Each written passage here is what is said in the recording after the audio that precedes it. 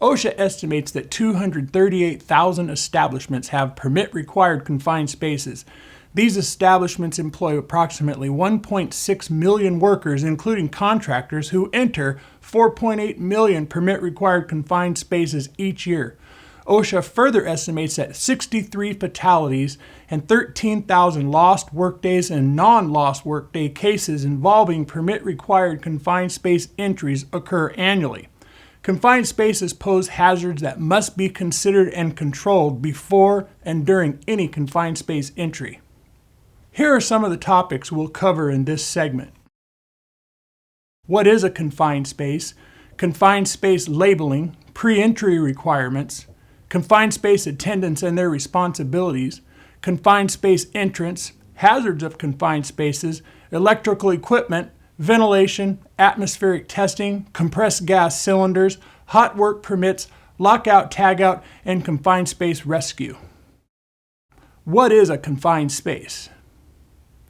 There are basically two types of confined space: non-permit required confined spaces and permit required confined spaces. A non-permit required confined space meets the following conditions.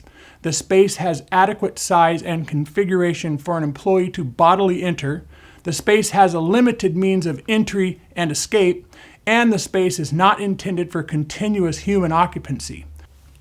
OSHA uses the term permit-required confined space to describe those spaces which meet both the definition of confined space and also pose additional health or safety hazards. Some hazards include mechanical, physical, or atmospheric hazards, inward-sloping walls such as a space that's funnel-shaped which may trap an entrant. The space may contain any material that could engulf an entrant, such as a grain silo or similar types of vessels, or by its nature, the space could become immediately dangerous to life and health, or IDLH. All confined spaces must be considered as IDLH until proven otherwise by recognized methods such as atmospheric monitoring. If an employer requires workers to enter confined spaces, the employer must have a written confined space program. Confined space labeling. All permit-required confined spaces must be labeled by posting danger signs or any other equally effective means. A sign reading "Danger, permit-required confined space, do not enter," or using other similar language would satisfy the requirement for confined space labeling. Simply placing red barricade tape wouldn't satisfy this requirement because the tape doesn't explain the hazard. Pre-entry requirements. Before entering or working in a permit-required confined space, an entry permit must be properly filled out prior to anyone entering the space. A confined space entry permit gives employees written authorization for entry into a confined space under established conditions for a stated purpose during a specific work shift. Attendants and entrants should review the permit before starting work. Every affected person must be knowledgeable of the hazards in the confined space, and an effective means of communication between the attendant and entrants must be present and tested. There must also be an effective means of summoning help and rescue if needed. Confined space attendants. Whenever there are entrants in a confined space, even for a short period, a confined space attendant properly trained in emergency procedures must be present outside the confined space at all times. A confined space attendant shall have no other duties than to monitor authorized entrants and to be alert to changes that may affect conditions inside the space. The confined space attendant must never leave their post until all confined space entrants have been evacuated.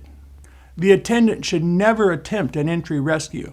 If a rescue needs to be initiated, a means such as a plant ERT or local fire department should be arranged. Over 70% of people who die in confined spaces are would-be rescuers. This happens when workers enter a confined space in an attempt to rescue a coworker who's been incapacitated for some reason. Most likely, fallen workers have been overcome by an unsafe atmosphere. Those who rush in to perform a rescue without line-supplied air or a self-contained breathing apparatus are also overcome and become a fatality statistic. During an emergency, all confined spaces must be evacuated. Confined space attendant responsibilities. The attendant arguably has the most amount of responsibility on the confined space team, since they have the highest number of duties required by OSHA. These duties are to know the hazards. In the case of the attendant, this can often include using air monitoring equipment to keep a close watch on the atmospheric conditions inside the confined space and communicate any changes observed. They have to know the behavioral effects of the hazards and be able to identify the authorized entrants, remain outside until relieved, communicate with entrants throughout the work period, monitor and evacuate entrants if necessary, summon rescue if needed, and warn away unauthorized persons. Confined space entrance. If any part of your body, such as your hand, foot, head, etc., breaks the plane of the confined space opening, you're considered to have entered. When entering a confined space, it's always a good practice to wear a full body harness or appropriate rescue gear that fits properly in order to facilitate faster rescue.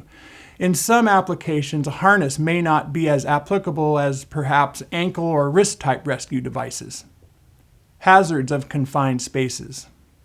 Hazardous atmospheres encountered in confined spaces can be divided into 4 distinct categories: flammable, toxic, irritant, corrosive, and asphyxiating.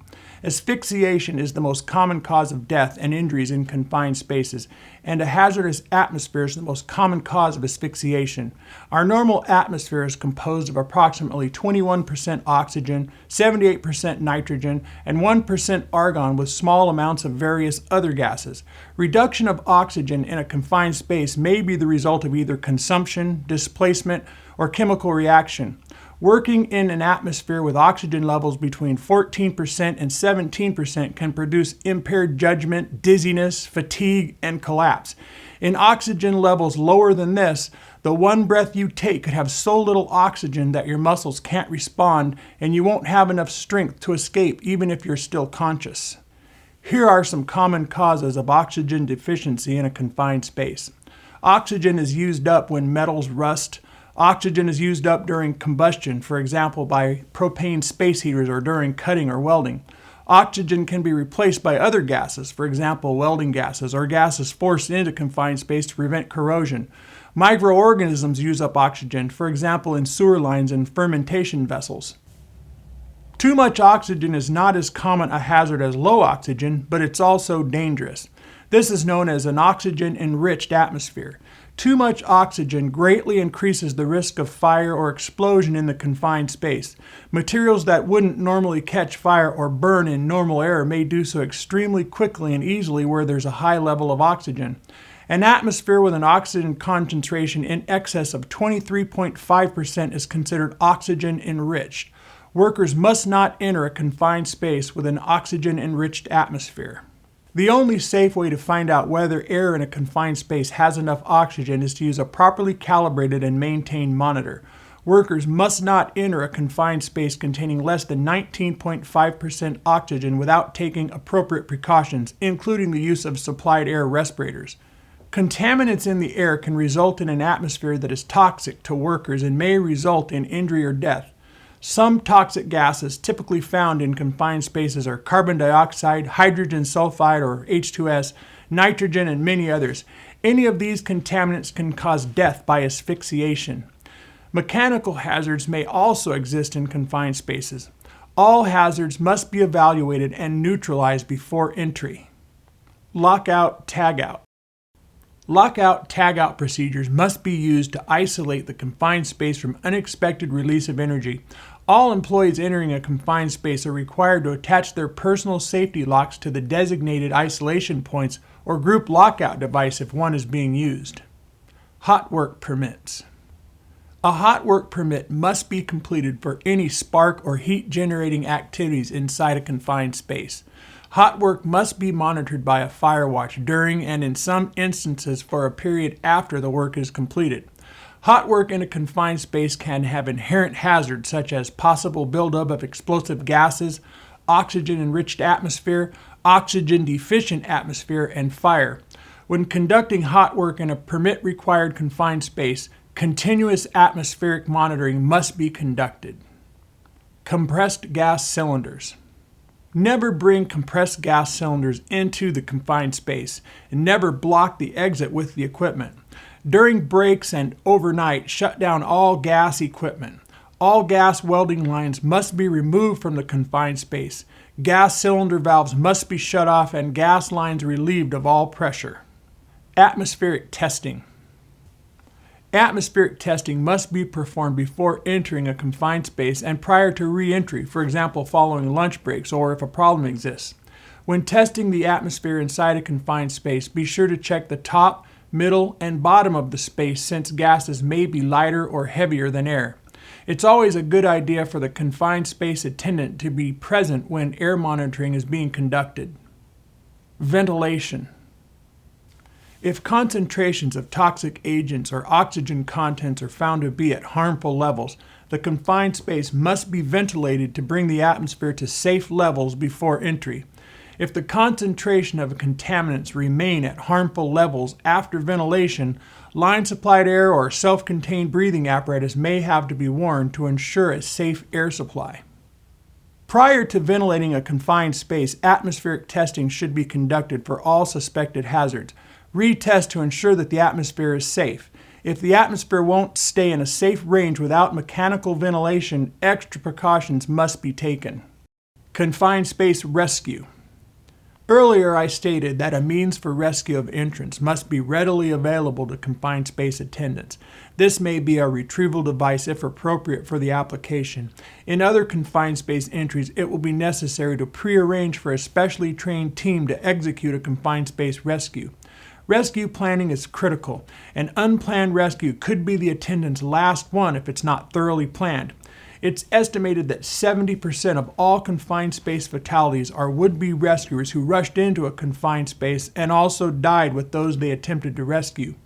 OSHA requires that an emergency confined space rescue team or CSRT is provided on site or has the capability to be summoned to perform a rescue and respond to the emergency in no more than 10 to 15 minutes.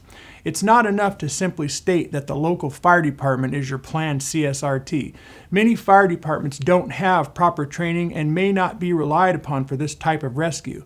In the planning phase, the local agency must be contacted to determine their rescue capabilities. The CSRT must have adequate means of communication with the confined space entrants and attendants so they can respond should an emergency occur.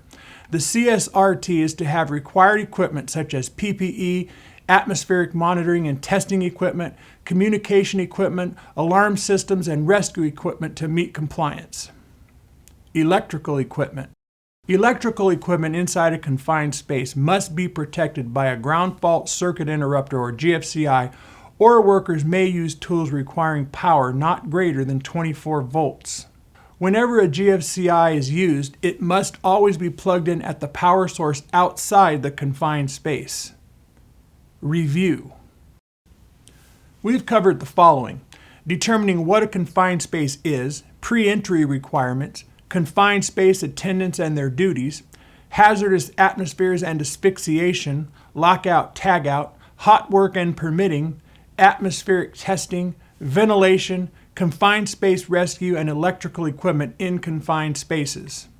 If you have any questions or are unsure about anything regarding confined space safety, ask your safety manager.